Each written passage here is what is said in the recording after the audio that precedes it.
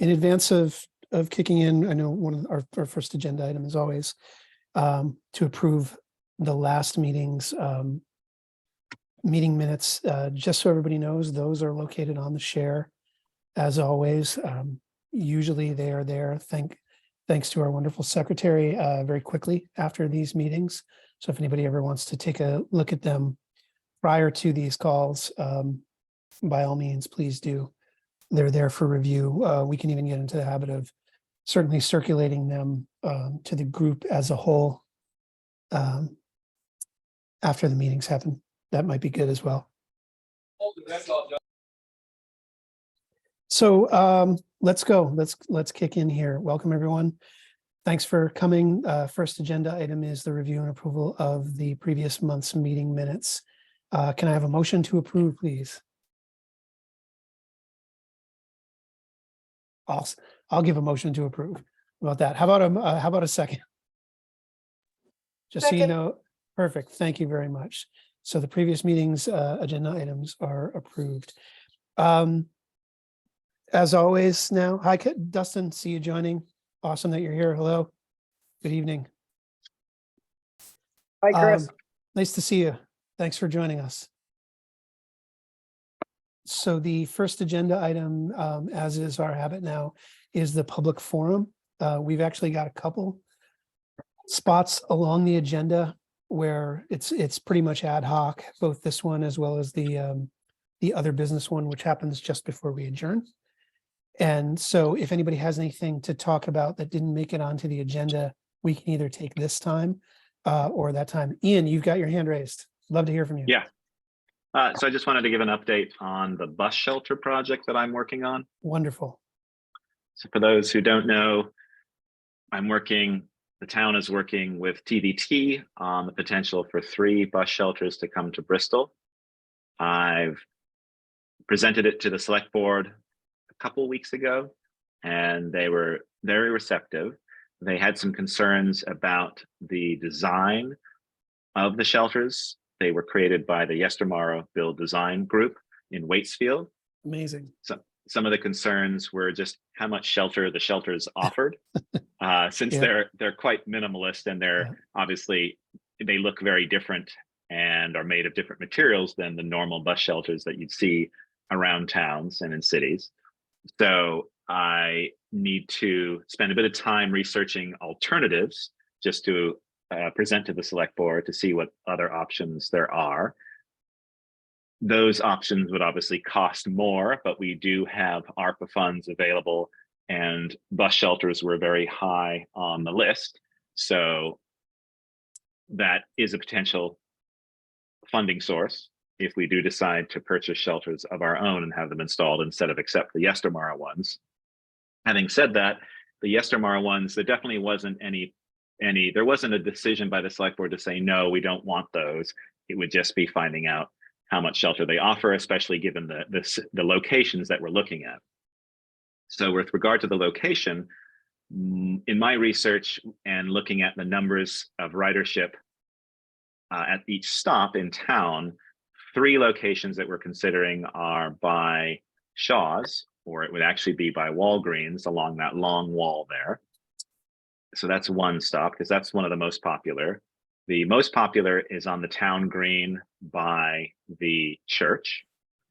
And that would be, the church does not wish to have it on their property, but I've spoken to property owners next door, Tom Wells, and he is very interested in having it on his property, which is nice. It might replace the small structure that has the bell display in it at the moment, but that hasn't been updated and given any love for many, many years. That's something that could potentially go over to the Historical Society or somewhere else in town. It doesn't necessarily have to sit there. And so the bus shelter structure would replace that. There already is concrete that it sits on, so that's a benefit. So that is location number 2. Location number 3 would be a new stop, which would be the Firehouse Apartments on Firehouse Drive, which is the current construction that's happening next to the fire station. Right. So those are 3. We also looked at the potential of putting them down on Lovers Lane. There's the Woodland Drive, which is kind of in the middle of Lovers Lane, which serves a number of apartments, and that's a fairly well-used stop. And there's also one by the Bristol Family Center, and it's actually not the family center, but the apartments right there, right at the bottom of Stony Hill, that they use that stop. So I reached out to that property owner, haven't heard back. Same with Woodland Drive, haven't heard back yet. I've only reached out a couple of days ago and left phone messages. So that's where I am. And the property owners for Firehouse Drive, which is Kevin Harper, would be situated on his land, which is essentially the business park. He's receptive. Tom Wells, as I said, is receptive for the park, and Pomelo, who own Prince Lane, the Walgreens building, Shaw's, they're receptive as well. So it's all very positive. On Monday, I will travel to Waitsfield, and I will actually take a look at the bus shelters and see them completed, hopefully. The pictures that we have, some are completed, some are in the middle of the builds, and this is from a few months ago when they were being worked on. So I'll see those, take some photos, take some video. Valerie Caples, our town administrator, she lives in Waitsfield, so hopefully she'll be joining me on Monday morning at 10 to take a look at them. And then VPR is also interested in a story, and I might be interviewed with regard to that in regard to this project, since it's a AARP Agency of Transportation, as well as the TBT program that they're piloting. So they're interested in talking about that. So that's exciting. So lots to talk about with that. Everything seems to be going along. The select board did approve the permitting process to go ahead and allow property owners to apply for permits for the shelters. So that's good. And I'm going to sort of work with Chris Perley, our zoning administrator, on that. So it all seems very positive. And whether we explore other options or use the shelters that are going to be provided from Yestermar, I think everyone seems receptive to having shelters in town. So I'm interested to hear any feedback from this committee, any questions you want answered, or anything else. Just interested to hear. So I have two right off the bat. One is related to an item that had been brought up to us on and around the previous meeting, which was people who lived in Bristol but lived outside of the village coming into the village and wanting a place to kind of leave bicycles and while they were, so that overnight and things like that. And so one of the things that we're going to be having the Middlebury group do as they help us with the sidewalk audit is to add bike racks onto that list. And I ask this in a long way because you've mentioned how this is potentially tied into the ARPA funding process. Where is the select board with that process? Just since you're our rep to this committee, and it would be great to hear from you. You know, we've heard certainly from some people on the ARPA committee, but their work is pretty much done. Where does that initiative sit as far as the select board is concerned? The select board will hear a presentation from the ARPA committee members, I believe, at our next select board meeting. It's either on, let me double check here, just to be certain. It'll be our meeting on the 27th, which is next Monday. So Porter and a few others will present their findings. The report, I believe, is available online, but I can send you a copy of their final report. And it essentially uses all the information gathered over the last year from townspeople, from committee members, from anybody who submitted information, and puts that into a fairly dense report and offers recommendations for the top 20 things to fund, 20 initiatives, and then some additional ones as well. So they present that to us on Monday, and then from there, the select board begins to decide how to fund those initiatives.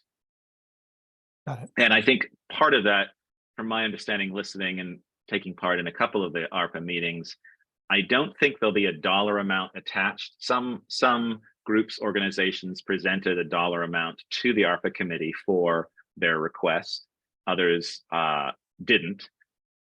I don't know if we're going to be presented with dollar amounts for certain things, or if it's the select board's duty to then reach out to those who submitted and those who came are in that top 20, or if what the select board feels should be funded, do we reach out to them and they provide numbers to us, something like that. So there's obviously, this is where not to say that a year of study was the easy part, but now we get the complicated part of working on the money side, figuring out how to give the money to people, going through the auditing process, and making sure that all the I's are dotted and the T's are crossed. So that's where we are with that. Got it. I ask because it's certainly easy to see bus shelters and bike racks as copacetic, as being Yeah. kind of kindred spirits as far as public resources are concerned.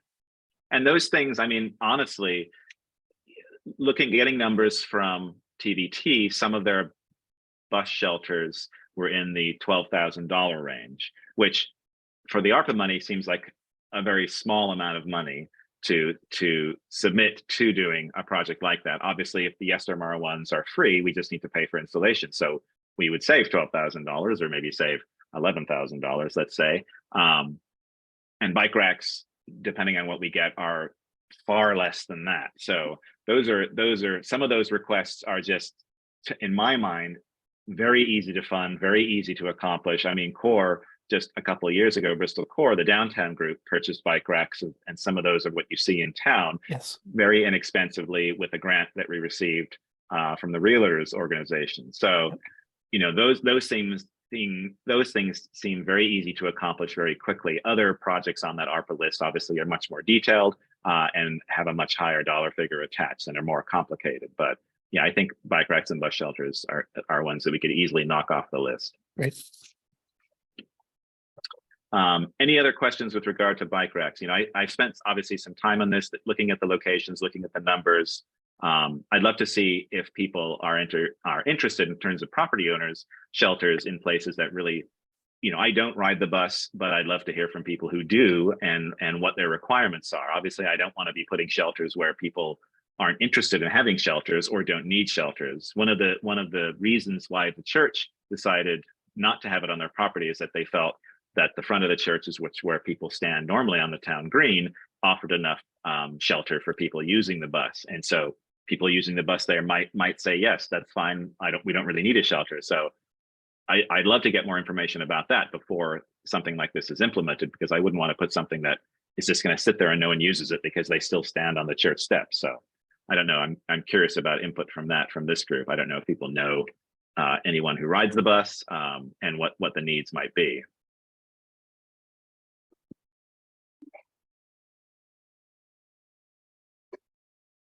I know a lot of like, I think does the bus sometimes pick up like students and people like by the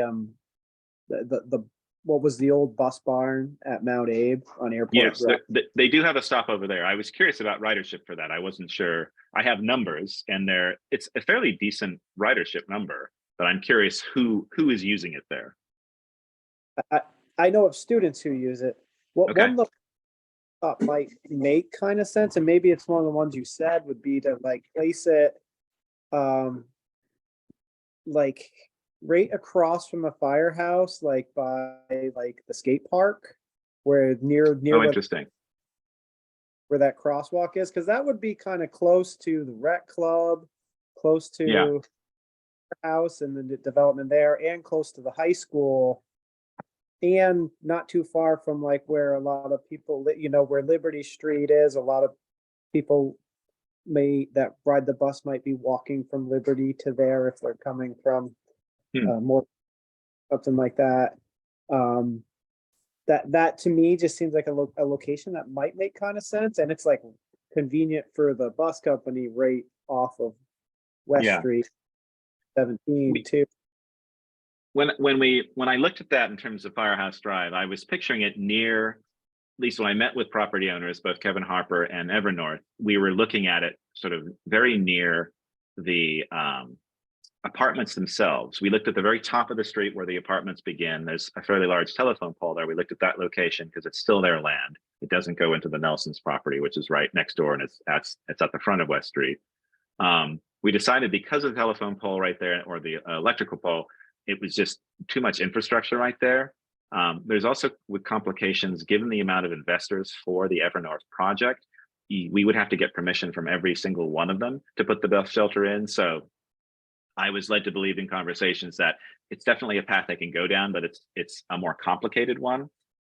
Then as we started to walk the land, we looked at just past the fire station and essentially, or just past the firehouse apartments, and it's right where the new path is for the Bristol Trail Network. Essentially, it's around there. That goes on to Kevin Harper and David Billivisdorf's land. So there, it's an easier process to get it approved. We also felt that it was near apartment buildings, so people could walk down, stand in the shelter. It was also near the facility and the buildings that are being built there. The new one just started for David's company, All Earth Renewables. So people working at that could then walk right across the street and have the shelter there. We did not consider sort of at the top. We would need to have it be probably on the town land, which is the fire station land. It would need to be there across the road.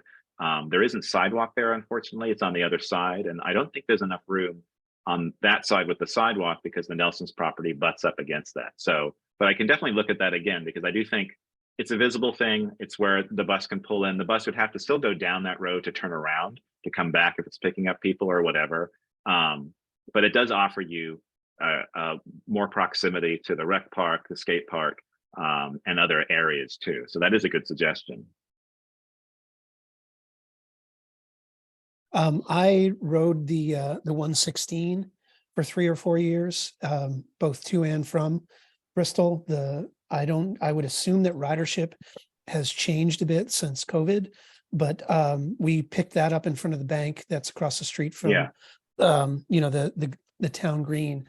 And on any given day, there were 3, 4, or 5 people waiting for it. What I don't know, in addition to what ridership looks like for the 116 anymore, is how many other, I don't know if the Tri-Town bus actually stops there. I know it does the loop into Right. Prince Lane and then goes around the park and things like that. But I know that Tri-Town's different. So that's right, but I have numbers for the 116 one as well. Got it. And they're definitely, they're not huge, but they're there. I did look at that because I knew there was a stop there, but I didn't know that it was 2 different. It was the Tri-Town versus the 116. I did look in front of Community Bank. There's not a tremendous amount of room there. No. But obviously, I'm happy to explore putting in shelters where they're needed. If people are standing there in the rain and they're wishing there was a shelter there, and it happens, week in, week out, then let's explore that potential. And maybe there's if we like the Yestermorrow shelters, maybe there's potential for them to build more down the line. I think, obviously we don't want to be greedy in this. We're sort of, 3 were offered, and so I'm trying to find 3 locations that we can use, just because we have this opportunity. But I guess we'll see what happens. The other location that I'm thinking of, Ian, would be possibly at Bristol Works. Yep. Yep, that's one of their newest locations. It definitely has lower numbers than the other locations that I've talked about, but I did think of that too, just because of the amount of people that use that space, and I think that will grow because it is a fairly new location. I see probably ridership will increase every year as new people work there and use that service. Yeah, because we could also, if we are concerned about some of those locations and the design of the Yestermorrow buildings, we could pick locations that we felt were suitable for those buildings and potentially then fund 2 or 3 new units that were maybe prefabricated that are a good solid structure that would help in terms of wind and rain and things like that. We could maybe fund that with ARPA money, since that is under the purview and is one of the selections. And then we'd have the opportunity of taking advantage of the Yestermorrow ones, as well as using a little bit of the ARPA money to fund and potentially get 5 or 6 shelters in town where they're really needed. So we can see. But I'll keep on with that. But if any of this committee has any other suggestions, or knows about ridership or knows about bus shelters themselves and what's good or bad and what works, please feel free to reach out to me. Great. Kevin, nice to see you. Thanks for joining us. So next we can stay in the public. Kevin, we're still in public forum number 2 on the agenda. Ian just gave us an update on everything from bus shelters to where we're at in the ARPA funding thing. It was pretty cool. There's obviously some simpatico between what we're doing and bus shelters and things like that. Does anyone have anything else for the public forum right now? Kind of the potluck, one of the potluck sections on the agenda tonight. just that I went to the gathering of bike access orgs meeting on Monday. Yes. And it's still sort of forming and figuring out what exactly the mission would be. But it's more in supporting directly getting, bikes to people and things around that. So it seems like, but it's a little up in the air right now. It was mostly meet and greet and chat. So I'll let you know if it becomes relevant to anything that we're doing later down the road. Tremendous. Well, thank you very much for going and giving us the update on that. Sure thing. Let's move on. Hold on one second. Something very important.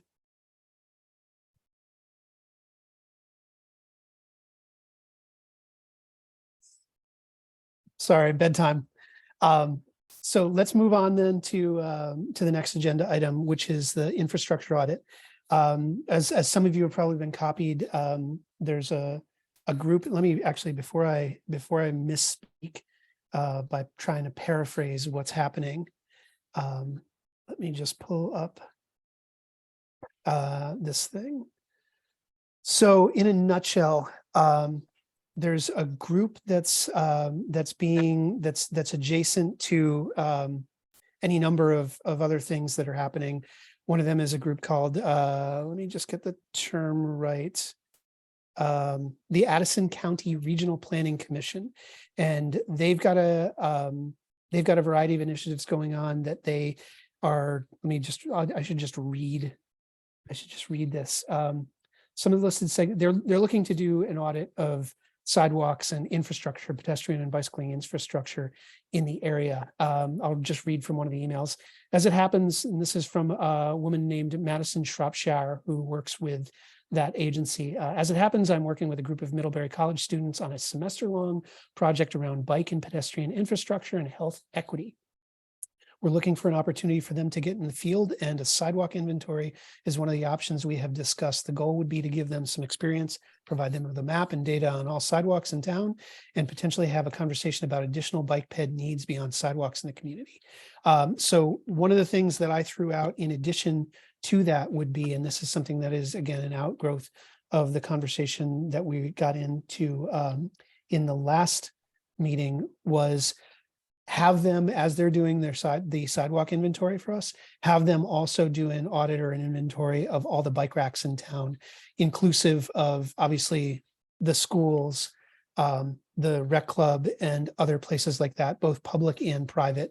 And obviously, I think one of the things that we'd like to see come from that is in that audit, not just a total number of bike racks in and around town, but also a good summary of where those things are and the types of kind of how many slices of the pie we can divvy them up into, from bike racks that are on public property, schools and things like that, bikes that are on private property, bike racks that are on, say, things like the rec club and things like that, so that we can look at those things.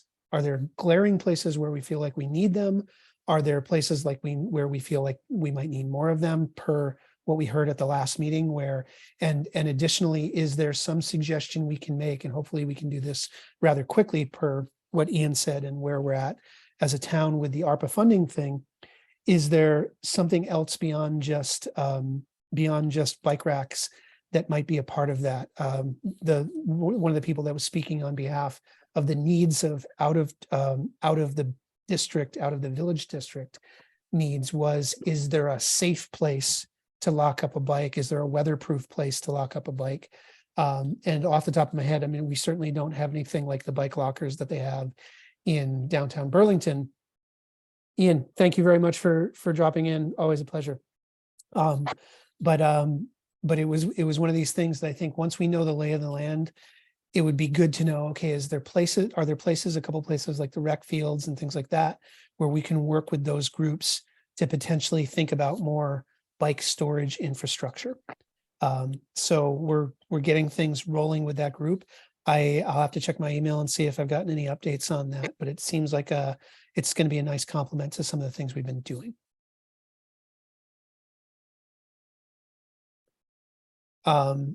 I guess as an extension of that, it makes sense to talk about, we can probably roll into the next subject, which is the quarterly initiatives. We didn't have much traction on this last month. We were a little bit short-staffed, as it were, as far as attendance was concerned. But I wanted people to give a little bit more thought to what we wanted to put in front of the select board. Now, before I roll into that, it's important to note that just after our last meeting, I sent a request, a formal request to the town clerk and to Valerie to get us on the agenda for a select board meeting. And as of today, I have not heard back. So I'm going to ping them again and ask so that we can get in front of them and put the Pine Street plan as well as our mission statement in front of them, just so that they can consider it, approve it, give us comments on it and the like. But I did that. I checked my email. I did that on the 23rd of February and still haven't heard anything back. So I don't want to get ahead of ourselves. We're still trying to get the Pine Street thing in front of the select board, but I do want to think about what other things we want to put in front of them next, whether it's suggestions for something to do on Mountain Street, whether it's suggestions on something to do with North Street, or whether it's formal suggestions for where we would put the next assisted crosswalks. That's actually something that a few people have brought up to me outside of the meeting in the last couple of weeks, actually. Comments and questions on any of that?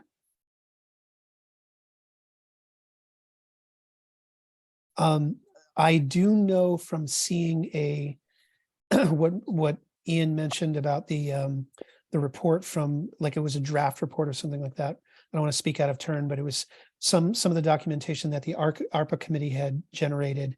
I do know that some group within that they had either heard from or otherwise had thrown on and asked to do some kind of a Pine Street traffic calming initiative. And there was a real sense of deja vu in looking at the ask. And I thought, well, wait a minute, this is exactly what A, the town budgeted for and approved, and then B, tasked us with kind of formalizing and then had us pivot a little bit. The thing that told me it had nothing to do with it was being done in some kind of a bubble is, I believe the ask was for like $20,000 or $60,000 or something like that. And I know that the town had originally budgeted something like $4,000 or $7,000 for the painting. So I'll try to dig into that a little bit more. But when I asked one of the ARPA committee members about the process for that, they said, oh no, the ARPA committee is handing forward these things as recommendations, and the select board, which thankfully Ian is a member of and is well aware of things like Pine Street, they will take that advice at their discretion. They will make decisions, they're not going to just rubber stamp the advice of the ARPA committee. They're going to take it and process it and then come back with what they're going to actually do with it. So that put me at ease that suddenly there was going to be some parallel project that would be basically exactly what we had spent the last year trying to move forward with. Ian, can you just remind me what did we, as far as the Pine Street project, what did we decide that we're asking to be done? Is it the striping or the stop signs, or is it both? So great night. That's great to recenter our table, Dustin. Thank you for asking that. So as we all know, that the Pine Street traffic calming had originally started out as that line painting exercise, which we went and did research on how wide the things should be. We had generated a recommendation for the dimensions of those lines and things like that. And right before we were about to present that, the select board came back to us and said, hey, we were giving this some thought. That might be too much too soon. Could you come back with some kind of an interim step? Which was the stop signs. And so we've got, and I'll send you the link after the meeting to the formal presentation where we netted out. We had originally, we were going to shoot for the moon and put stop signs at every single intersection on Pine Street, figuring we might as well ask for them all and have them chip it down. We reduced the number of that, and I'll recirculate the deck after the meeting. Okay, thank you. You're welcome. Thanks for asking. That's actually a great. It's good to remind everybody, not just the history, which we all know, but where we actually landed. It's my fault for not being there for it. It's been a long time, man. It's months and months and months. So So any other questions or comments on initiatives? Again, I just rattled off the top of my head 3 or 4 that we had been batting around.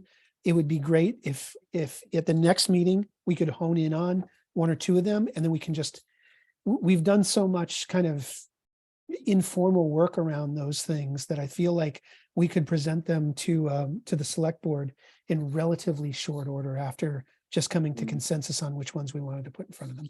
And of course, again, and if you have your own, by all means, like I think we should be also considering things that are just coming up as the months go by. Okay. Next, if nobody has anything else on quarterly initiatives, we're on to other business. I have one other item of other business, but I want to let everybody else talk before I jump into it.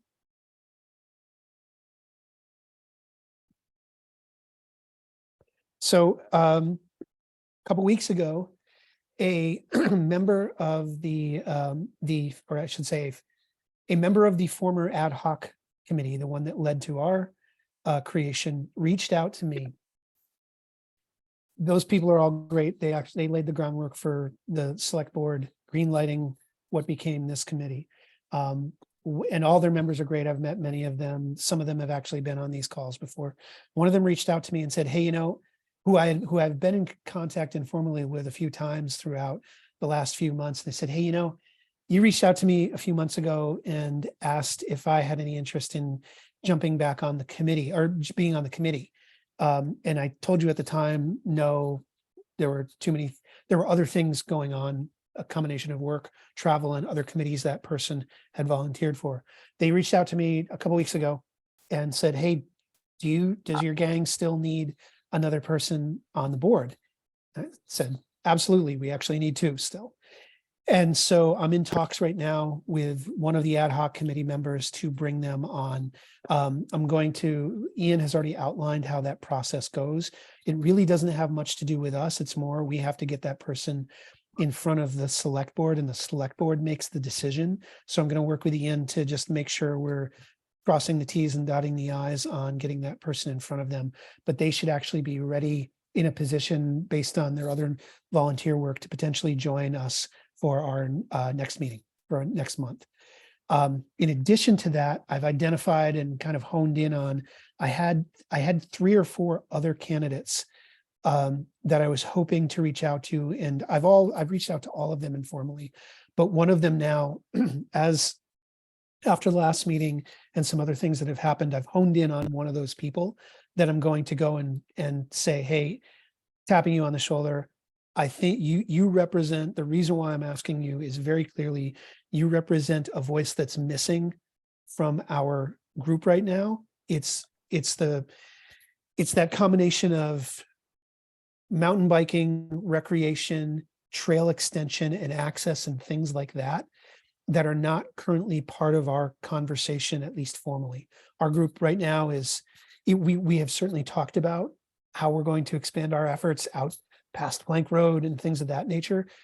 There's a person that I'm going to ask that can really formally represent that type of voice on the committee. So I'm going to reach out to them within the next week, and hopefully we can get them on the same track as the ad hoc committee member.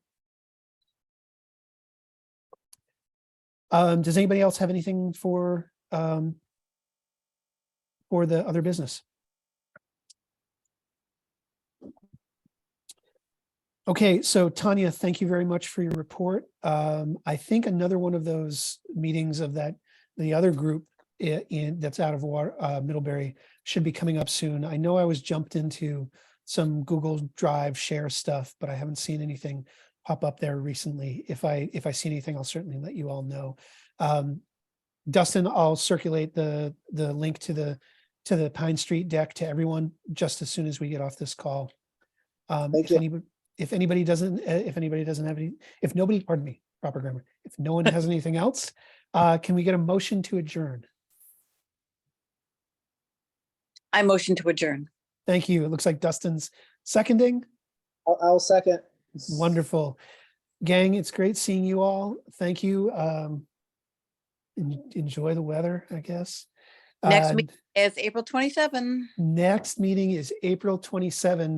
Note that is an odd month. This is our first sort of, it's not the fifth Thursday, but it's a deep Thursday. So thanks, Marianne, for bringing that up. It's the first deep fourth Thursday that we've had in a long time. They don't come up very often.